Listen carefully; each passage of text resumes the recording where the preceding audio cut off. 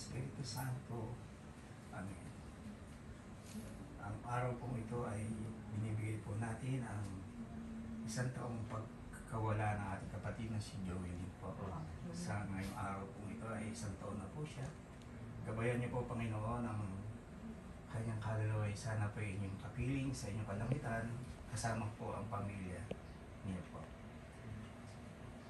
Ang pagpapala ng Panginoong Jesucristo, ang pag-ibig ng Diyos Ama at ang pakikipag-aysa ng Espiritu Santo ay sumaating lahat at sumaating pinto. Ama naming may kapal, itinuro mo sa amin ang pananampalataya ng iyong anak na si Jesucristo ay namatay at muling nabuhay. Upang hanguin kami sa kamatayan, yaya ang aming kapatid na si Joelyn ay nahihimlay na may pag-asa kay Kristo. Loobin mo sa huling araw nang makasama siya sa kanyang maluhating muling pagkabuhay. Iniluluhog namin ito sa pamamagitan sa Kristo ang kasama ng Espiritu Santo magpasawalang hanggan. Amen. Magsiupo tayo. Iniupuan po. Pagbasa sa sulat ni San Pablo Apostol sa mga taga-Roma. Mga kapatid, walang sino man sa atin ang nabubuhay o namamatay. Sa kanyang sarili lamang kung tayo nabubuhay tayo para sa Panginoon. At kung tayo namamatay tayo para sa Panginoon. Kaya nga, sa mabuhay o mamatay tayo sa Panginoon. Sapagkat si Kristo ay namatay at muling nabuhay upang maging Panginoon ng mga patay at mga buhay. Tayong lahat ay haharap sa hukuman ng Diyos sapagkat sinabi ng kasulatan, sa aking pagiging Diyos, sabi ng Panginoon, sinusumpa ko ang bawat isa ay luluhod sa harap ko at ang bawat dila ay magpupuri sa Diyos.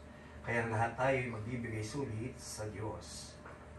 Ang salita ng Diyos. Salamat sa Diyos. Salmong tugunan, ang tutugon po natin, Panginoon ay mananahan sa piling ng mga buhay. Ulitin po natin. Panginoon ay mananahan sa piling ng mga buhay. Ikaw, bayan ng Israel, magtiwala sa Panginoon.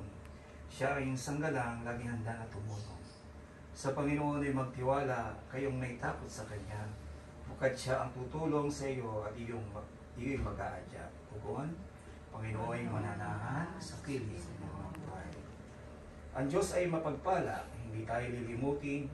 Pagpapalang natamo nitong bayan ng Israel. Sa lahat ng mayroong takot sa Diyos, di na magpapala. Kung magpalay pantay-pantay, maliit man o dakila. Tugon, Panginoon ay mananahan sa piling ng mga buhay. Ako'y kanyang iniligtas sa kuko ng kamatayan. Tinubo sa pagkatalo at luha ko'y pinahiran. Sa harap ng Panginoon, doon ako'y mananahan. Doon ako mananahan sa daigdig nitong buhay. Tugon, Panginoon ay mananahan sa piling ng mga buhay. Laging buhay ang pag-asa, patuloy ang pananalig. Bagamat ang aking sinabi, ako'y ganap ng nalupig. Bagamat ako'y takot, masabi kong minsan, wala kahit isang taong dapat pagtiwalaan. Tugon, Panginoon ay mananahan sa piling ng mga buhay. Masakit ang kalooban ng mahabing raman o nipapanang. Kung ito'y isa, labis siyang magdaramdam. Panginoon, narito ang iyong abang lingkod. Yamang ako'y iniligtas, kinalinga at tinubos. Tugon, Panginoon, mananahan sa piling ng mga buhay. Pasitayo po tayo. Aleluya, aleluya. Mabuhay kailanman ang manalig sa hiliran ng manunubos ng tanan. Aleluya, aleluya. Ang mabuting balita ng Panginoon ayon kay San Juan.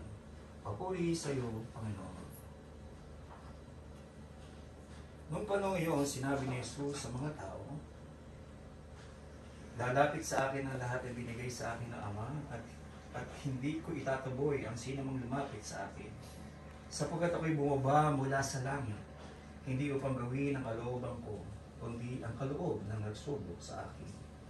At ito ang kanyang kalooban, o kung pababayaang mawala kahit isa sa mga binigay niya sa akin, kundi mabuhay siya sa huling araw. Sapagkat ito ang kaloob ng aking Ama, ang lahat na nakakita at nananalig sa anak, ay magkakaroon ng buhay na walang hanggan. At sila'y muli kong bubuhayin sa huling araw. Ang mabuting balita ng Panginoon.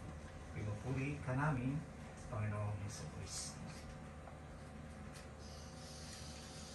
Panalangin. Mga kapatid, halina't manalangin ng buong pananalig sa Diyos amang mga pangyarihan Binuhayan muli ang anak niya si Kristo upang maging pagkabuhay ng lahat ng tao. Ang tutugon po natin, Amang makapangyarihan, kami iyong kaawaan. Ulitin po natin, Amang makapangyarihan, kami iyong kaawaan. nung binyaga namin kapatid ni Jovelyn, sa kanya ipinunda ang binhi ng buhay na walang hanggan. Naway umani ito ng pagkabuhay sa piling ng mga banal sa kalangitan. Idalangin natin siya sa poong may kapal. Tugon, Amang makapangyarihan, kami iyong kaawaan. Ang lahat ng namatay at umang maasang muling mabubuhay ay malugod nawang tanggapin ng Diyos sa piling niya sa kalangitan. Idalangin natin siya sa poong may kapal. Tugon, Amang makapangyarihan, kami iyong kaawaan. Ang lahat ng ating mga kapatid na naririto, ang mga nagdadalamhati at nabubuhay, nalulumbay, at ang lahat ng kanilang nakikiramay sa magkakasamang nawa sa langit ng tahanan. Idalangin natin sila sa poong may kapal. Tugon, Amang makapangyarihan, kami iyong kaawaan. Naway kantimpalaan ng Panginoon ang ating yumaong kapatid. Kamag-anak at pinagkakautangan ng loob, idalangin natin sila sa poong may kapal. Tugon, Amang makapangyarihan, kami iyong kaawaan. aming makapagkalinga, ipagulo mo sa lahat na nakikipagkaisa kay Kristo ang muling pagkabuhay sa piling mo, kasama ng iyong anak ng Espiritu Santo, magpa sa walang hanggan. Amen. Ako yung pong tagabiling, nakagaling utos na tunay na Jesus ng Panginoon na ating Diyos. Ipahayag natin ng lakas loob ang Ama namin. Ama namin, sumasalangit ka, sambahin ang ngalan mo. Mapasa amin ang kaharian mo, sundin ang loob mo dito sa lupa para nasa langit. Bigyan mo kami ngayon ng aming makanin sa araw-araw. Patawarin mo kami sa aming mga sala, para nagpapatawad namin sa nagkakasala sa amin. Natuwa mo kami ng Kristus, tukso, at diyan mo kami sa lahat ng masama. Tayo po ay panandalian ng isang minutong katahimikan para sa Pedro sa kanyang isang taong pagkamatay.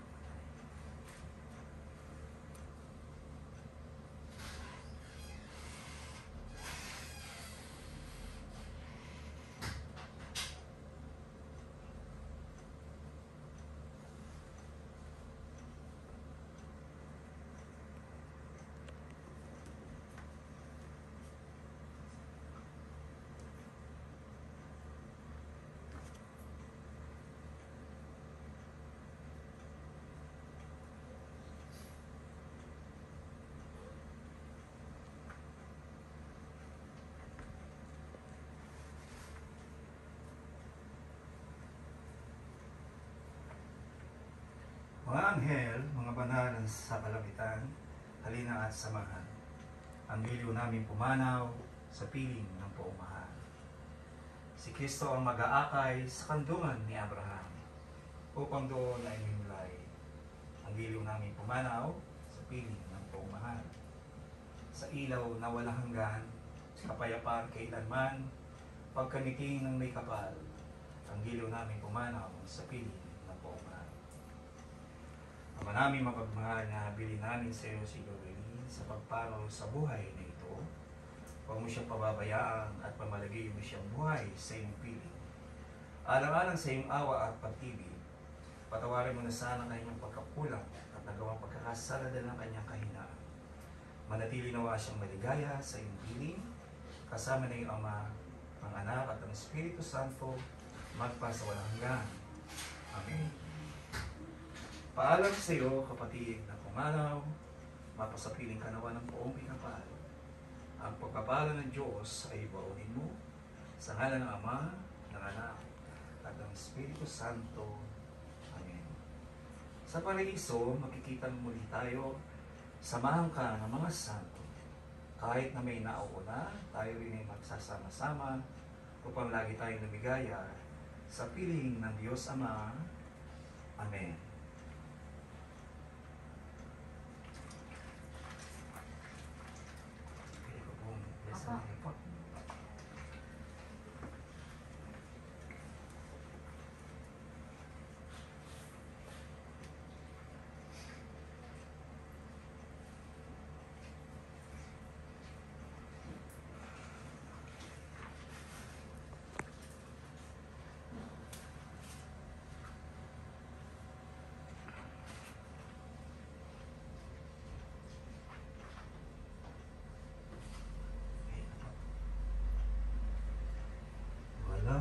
sino man ang nabubuhay para sa sarili lamang.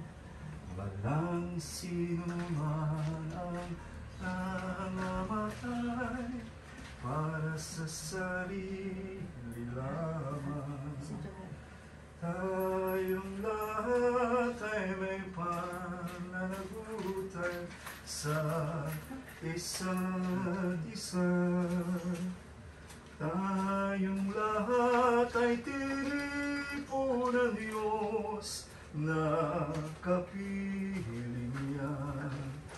Sa ating pagmamahalan at paglilingkod sa Kaninuman, tayo'y nagdadala ng balita ng kaligtasan. Tayong lahat ay may pananagutan sa isa't isa.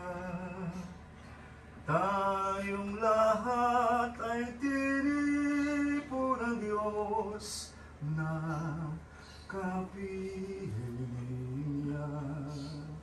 Sumalangit nawa ang kalong ni Joelyn at makapiling nawa ang ating Panginoon sa kanyang kaharian at sa kanyang hinandang tahanan.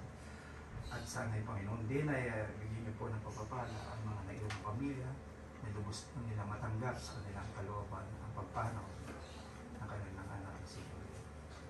Muli, Panginoon, maraming salamat at sana po ay makasama niyo po si Joelyn sa inyong kaharian.